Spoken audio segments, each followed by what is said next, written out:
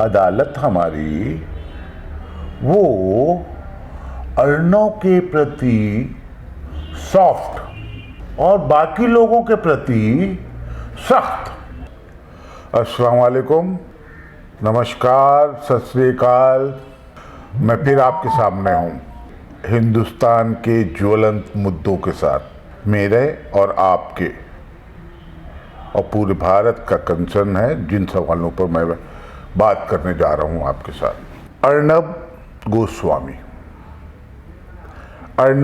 गोस्वामी की पत्रकारिता और उनकी भूमिका दूसरे लोगों के साथ मैं इस पे बिल्कुल चर्चा नहीं करना चाहता हूँ।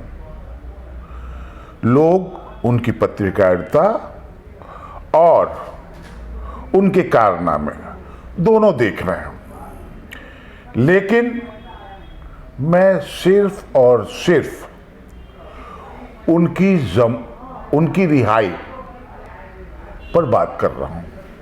मुझे कोई ऐतराज नहीं है, न मुझे कोई शिकायत है कि अर्णव गोस्वामी को जमानत क्यों दे दी गई, उन्हें क्यों इतनी जल्दी बाहर कर दिया गया, क्योंकि जमानत लेने का और देने का दोनों ही संविधान प्रदत्त अधिकार है।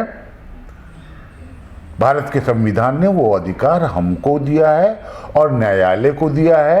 अगर वो वाजिब समझता है तो मुझे जमानत दे दे, जेल से रिहा कर दे, और इसी तरह से मेरा भी अधिकार है कि मैं अदालत से कहूं कि मुझको जमानत दे दो, मुझे छोड़ दो, और अदालत छोड़ता है।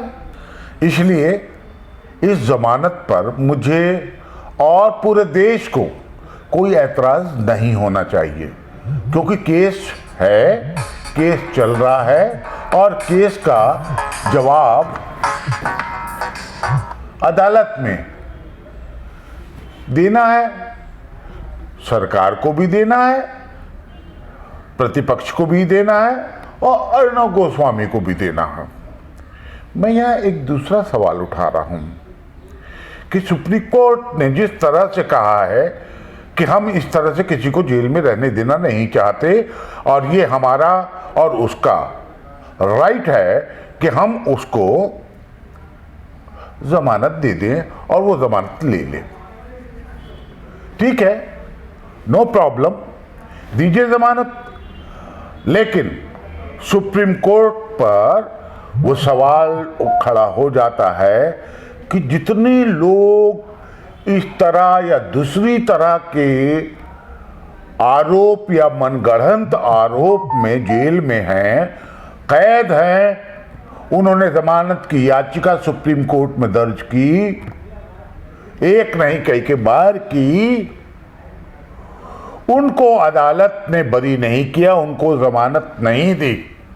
ये दोहरापन देश की सबसे बड़ी पंचायत में हो तो दर्द होता है। मैं बताऊं आपको, एक अखबार ने भी छापा है, द टेलीग्राफ, उसने बताया है सिद्दीक कप्पन, उम्र 41 साल, 38 दिनों से वो जेल में है, जमानत मांगी, जेल से रिहाई मांगी, लेकिन उनको जमानत नहीं दी गई। इसी तरह से सुधा भारद्वाज, एक महिला, उम्र 58 साल, 806 दिनों से वो जेल में कैद हैं। उन्होंने सुप्रीम कोर्ट से कहा मुझे जमानत दी जाए, मुझे रिहा किया जाए। सुप्रीम कोर्ट ने जमानत नहीं दी। इसी तरह से वरावर राव, 79 वर्षीय, 1 806 दिनों से वो भी जेल में है। उन्होंने सुप्रीम कोर्ट को अपील की, याचिका दी, मुझको मेरी उम्र को देखते हुए जमानत दी जाए। सुप्रीम कोर्ट ने जमानत नहीं दी। क्यों? इसी तरह से उमर खालिद नौजवान, हिंदुस्तान का नौजवान, उसका कसूर जो लोगों को दिखता है क्योंकि वो जेएनयू का है, जवाहरलाल नेहरू विश्वविद्यालय से है, उसे 38 दिनों से आपने जमानत नहीं दी। 8 दिन के अंदर आपने किसके कहने पर अर्णब गोस्वामी को जमानत दी? ये कौन सा विवेक है? ये कौन सा न्याय है? उमर खालिद को तो आप जमानत नहीं देंगे। स्टैन स्वामी को 83 वर्षीय है। 83 वर्ष का एक बुजुर्ग जिसका इस देश के अंदर ठीक ठाक ढंग से कंट्रीब्यूशन है, योगदान है, 34 दिनों से वो जेल में कैद है। उसने भी दुहाई दी, जमानत की, नहीं मिली। आसिफ सुल्तान 31 वर्षीय नौजवान 808 दिनों से जेल में कैद है। आपने उसको भी जमानत नहीं दी। उसकी जमानत मांगने पर भी आपने जमानत नहीं दी। और ऐसे हजारों और कई लाख पूरे देश के अंदर लोग जेल में बंद हैं। वो राजनीतिक नहीं हैं, वो सामाजिक कार्यकर्ता नहीं हैं, लेकिन पुलिस की जातियों की वजह से, पुलिस के द्वारा केस बनाए जाने की वजह से, झूठे मामलों में फंसाए जाने की वजह से बेगुनाही की हालत के अंदर जेल के अंदर हैं। हजारों। ये न सुप्रीम कोर्ट को दिखाई देता है, न हाई कोर्ट को दिखाई देता है, न लोअर कोर्ट को दिखाई देता है, न जेल अधिकारियों को दिखाई देता है कि इन लोगों की जमानत हो। इनको इस बात की कतई चिंता नहीं है कि जो हजारों लोग, बेगुनाह लोग, आम लोग, साधारण लोग जेलों के अंदर हैं, उनकी रिहाई हो। आखिर वो सरकारी खर्चे पे भी पल रहे हैं ना अंदर। सरकार का खर्च बचाइए, उनको बाहर लाइए।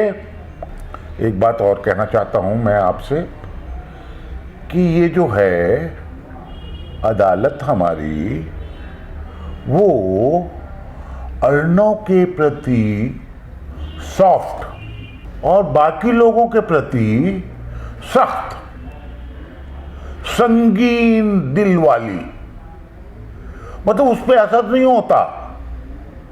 क्यों? न्यायालय के, सुप्रीम कोर्ट की ऐसे बहुत सारे निर्णय हैं कि जिसकी रोशनी के अंदर तमाम बेगुनाहों को जमानत दी जा सकती है, लेकिन नहीं दी जा रही है। मेरी सुप्रीम कोर्ट से करबद्ध प्रार्थना है कि वो इन बेगुनाहों को, जिनका मैंने नाम लिया और जो गुमनाम हैं, उनके प्रति संवेदना, उनके प्रति न्याय और उनके लोकतांत्रिक अधिकारों की रक्षा कीजिए। आपसे ही उम्मीद रह गई है, सिर्फ और सिर्फ आपसे उम्मीद रह गई है। बाकी देश के अंदर बुरी तरह से पक्षपात, अधिकार हनन, दलन चल रहा है। आप अगर सबके साथ बराबर का न्याय करेंगे तो ये देश शांति से, सौहार्द से और आपके प्रति कृतज्ञ रहेगा। बहुत बहुत शुक्रिया। आप अपना कदम उठाएं। जय हिंद।